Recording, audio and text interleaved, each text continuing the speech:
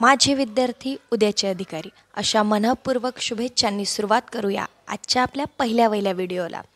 आपल्या या educational channel brilliant अकॅडमीवर आज आपण मराठी नववर्षाच्या सुरुवातीला म्हणजेच गुढीपाडव्याच्या पावन पर्वावर शुभारंभ करत आहोत। तर मित्रांनो, ब्रिलियंट अकॅडमी आपल्यासाठी समर वॅकेशनमध्ये घेऊन येत आहे free basic English grammar course at 30 days। तर स्टार्ट करूया टुडेज लेसन आर्टिकल। तर मित्रांनो, इंग्रजी भाषेत 3 प्रकारचे आर्टिकल्स म्हणजेच उपपदे असतात, अ अँड द। तर हे 2 विभागात विभागले गेलेले।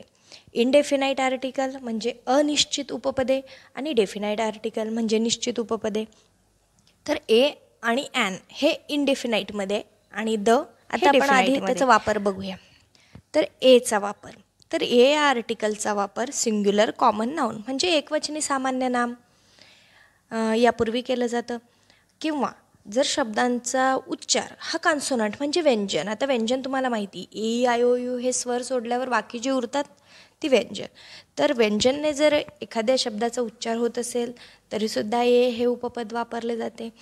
आणि एखाद्या प्रोफेशनच्या आधी ए हे उपपद वापरले जाते। आता प्रोफेशनच्या आधी म्हणजे a professor, a doctor etcetera.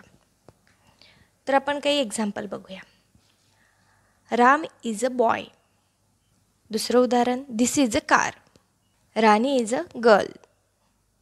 Okay, तर एचा वापर तुम्हाला लक्षात आला असेल, ठीक आहे। आता आपण ॲनचा वापर बघूया।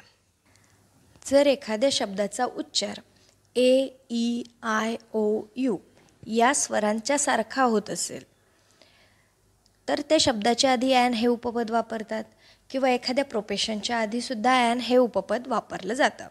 आता कसं ते एक्झाम्पलमध्ये बघूया। This is an apple. He is an engineer. That is an umbrella. Madhuri is an actress.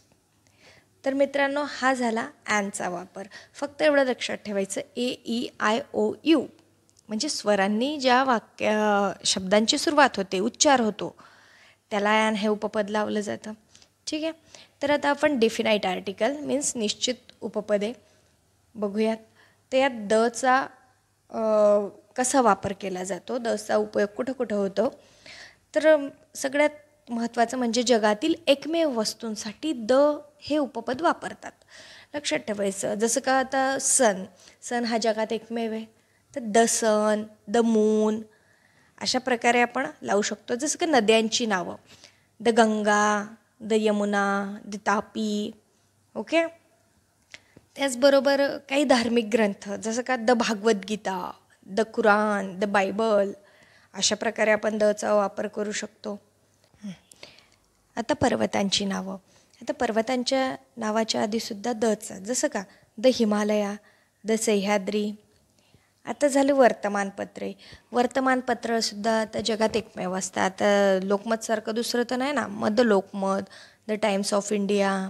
आता काही समुद्रांची नावं, the Arabian Sea, the Red Sea असं म्हणू शकतो, किंवा बेटांची नावं, द अंदमान निकोबार।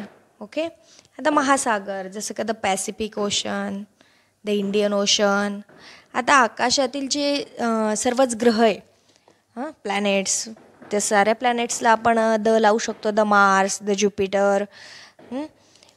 आता अशा प्रकारे हा दचा वापर असतो। आणखी दचा वापर आपण वाद्य, द गिटार, द तबला यासाठी सुद्धा केला जातो। ओके, म्हणजे सरासरी आपण एक लक्षात ठेवायचं, कारण दचा वापर हा एकमेव, आता गिटार झालं, तबला झालं, यास आता हे तर एकमेवच वाद्य आहे का नाही। आता दचा दुसरा वापर बघा। एखादा उल्लेख केलेल्या कॉमन नाऊनबद्दल पुन्हा बोलले जाते त्यावेळेस दचा वापर करतात। बघा पुन्हा कसं, एक्झाम्पल बघा म्हणजे मग तुम्हाला लक्षात येईल। This is a cat. The cat is a very beautiful.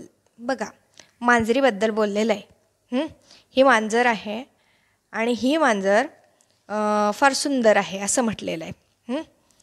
तर बघा, आता या ठिकाणी तुम्हाला लक्षात आलं असेल दचा वापर कुठं झालेला आहे। This is a cat, the cat is very beautiful. आता कॅटच्या आधीसुद्धा द लागला आहे। आता मी तुम्हाला आधीच सांगितलं की कॉमन नाऊन बद्दल पुन्हा बोलले जाते त्यावेळेस द हे उपपद वापरतात, लक्षात ठेवायचं. ओके. अजून एखादं उदाहरण बघा. This is a dog. The dog is barking at me. बघा, हा कुत्रा आहे, कुत्रा माझ्याकडं भुंकत आहे. ठीक आहे. आता दचा तिसरा वापर बघा. आता स्पेसिफिकसाठी, म्हणजे स्पेसिफिकला आपण पर्टिक्युलर बोलू.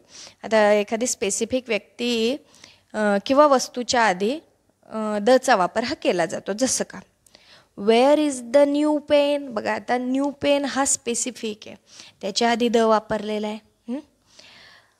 Call the boy who came yesterday. आता कॉल द बॉय, आता हा जो बॉय आहे तो कोणतरी काहीतरी स्पेसिफिक आहे, पर्टिक्युलर, एखादी पर्टिक्युलर व्यक्ती ती. Call the boy who came yesterday. तर अशा प्रकारे दचे आपण 3 प्रकारे वापर बघितले. एक पहिला वापर तो म्हणजे जगातील एकमेव वस्तूंसाठी. दुसरा वापर आपण बघितला कॉमन नाऊन बद्दल जेव्हा पुन्हा बोललं जातं वाक्यामध्ये तेव्हा. आणि तिसरा वापर हा स्पेसिफिक व्यक्ती वस्तू यांच्याबद्दल. तर इतकं सोपं आर्टिकल आहे. तर मित्रांनो, आजचा लेसन तुम्हाला कसा वाटला हे नक्की कळवा. आणि व्हिडिओला लाईक, शेअर, कमेंट जरूर करा. आणि पुन्हा